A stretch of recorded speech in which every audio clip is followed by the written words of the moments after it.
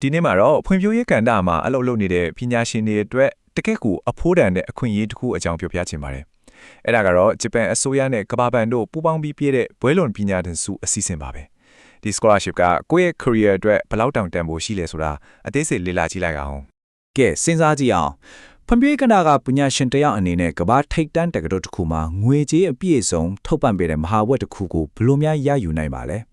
ဒါကကိုယ့်ရဲ့အသက်မွေးဝမ်းကြောင်းကိုဟန်တမ်းမြင်တင်ခြင်းနဲ့တူတိုင်စိတ်ဝင်စားမဲ့မိကွန်းတစ်ခုပါပဲနော်။ဟုတ်ပြီ။အဲ့တော့အသေးစိတ်ကိုကြည့်လိုက်ကြအောင်။ဒီ Joint Japan/World Bank Graduate Scholarship Program JJWPGSP ဆိုတာကဘာလဲဆိုတော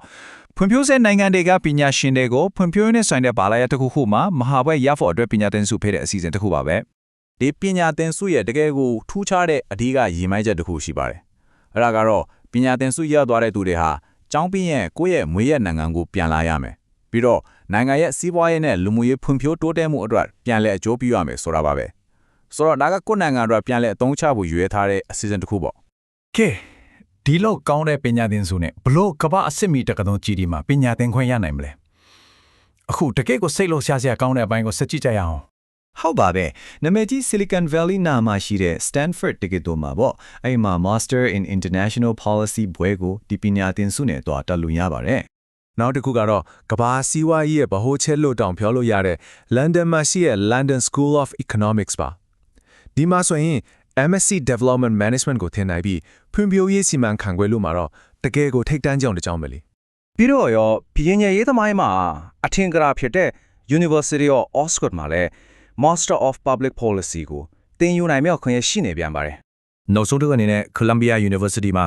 MPA in Development Practice ကိုလည်းဒီပညာသင်ဆုနဲ့တက်အောင်နိုင်ပါသေးတယ်။ကြည့်လိုက်ပါဦး။ဒီတက္ကသိုလ်တွေအားလုံးမှာကမ္ဘာထိပ်တန်းကြီးချီးပါပဲ။ကဲတက္ကသိုလ်တွေကတော့အရင်ကောင်းပြီ။အခုအရေးကြီးဆုံးလက်တွေ့ကြားတဲ့အကျိုးခံစား권တွေအကြောင်းပြောကြရအောင်။ဒီပညာသင်ဆုကငွေကြေးရေးအခက်အခဲတွေကိုဘယ်လိုများဖြေရှင်းပေးမလဲဆိုတာကြည့်လိုက်ရအောင်။ဒီ scholarship ရဲ့အဓိကအချက်ကတော့ငွေကြေးရအပြည့်အဝထောက်ပံ့ပေးတာပါပဲ။ဘာဒီပါလဲဆိုတော့ကျောင်းလက်ခအပြည့်စုံပြီးတော့အသွားပြန်လင်းလက်မှတ်ခကျမရဲ့အမခန့်လက်စင်နေထိုင်ဖို့စားစိတ်တောက်စ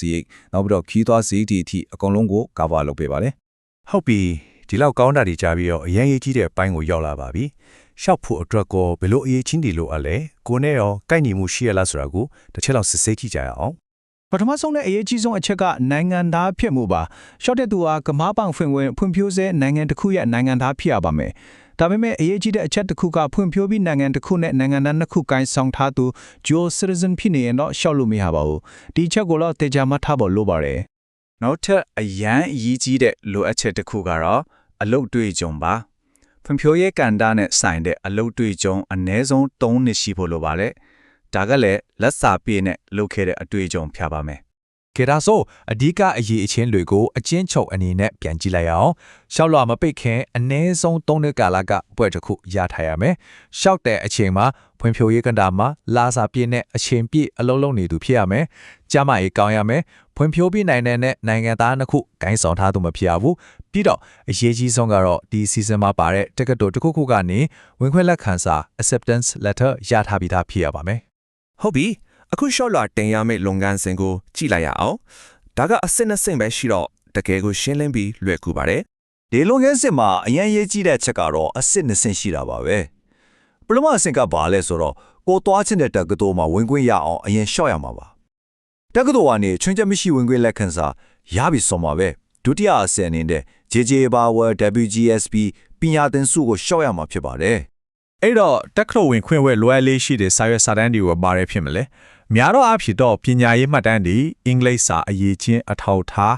းထောက်ခံစာ2ဆောင်စကလုံး800လောက်ရှိတဲ့ motivation statement တစ်ဆောင်နဲ့နောက်ဆုံးပြင်ထားတဲ့ကွေးရဆိုရင် CV တော့ပဲဖြစ်ပါတယ်ကဲနောက်ဆုံးအနေနဲ့အရေးကြီးဆုံးဖြစ်တဲ့နေဆွဲနဲ့နောက်ဆုံးသတ်မှတ်ရက်တွေကြောင်းကြည့်လိုက်ကြအောင်ကိုယ့်ရဲ့ပြက်ကလေးမှာမှတ်ထားဖို့တော့လိုပါလိမ့်မယ်အချိန်ဇယားကိုကြည့်လိုက်ရင်2026ခုနှစ်အစောပိုင်းမှာတက္ကသိုလ်တွေရဲ့ရှော့လွှာတင်ရမယ့်နောက်ဆုံးရက်တွေရှိပါတယ်။ဒါကတော့ကိုရှော့ချင်တဲ့တက္ကသိုလ်လိုက်တီးခြားစစ်ဆေးရပါမယ်။ JJ/WPGSP ပညာသင်ဆုအတွက်ဒုတိယအချိန်ရှော့လွှာဖွင့်ခြင်းကတော့2026ခုနှစ်မတ်လ30မှာစပြီးမေလ29မှာပိတ်မှာပါ။ပညာသင်ဆုရွေးချယ်မှုအဖြေကိုတော့ဇူလိုင်လမှာသိရမှာဖြစ်ပါတယ်။ကဲအားလုံးကြားပြီးပြီဆိုတော့ဖွံ့ဖြိုးရေးကဏ္ဍမှာကိုယ့်ရဲ့တံပွဲဝမ်းကြောင်းအတွက်နောက်တစ်ဆင့်ကိုတက်လန်းမှုအဆင့်သင့်ထပ်ပြီလား။ ဒီအခွင့်အရေးကကိုယ့်ရဲ့နာဂတ်အတွက်တကယ်ကိုကြီးမားတဲ့ယင်းနှိမ့်ညွတ်မှုတစ်ခုဖြစ်လာနိုင်ပါတယ်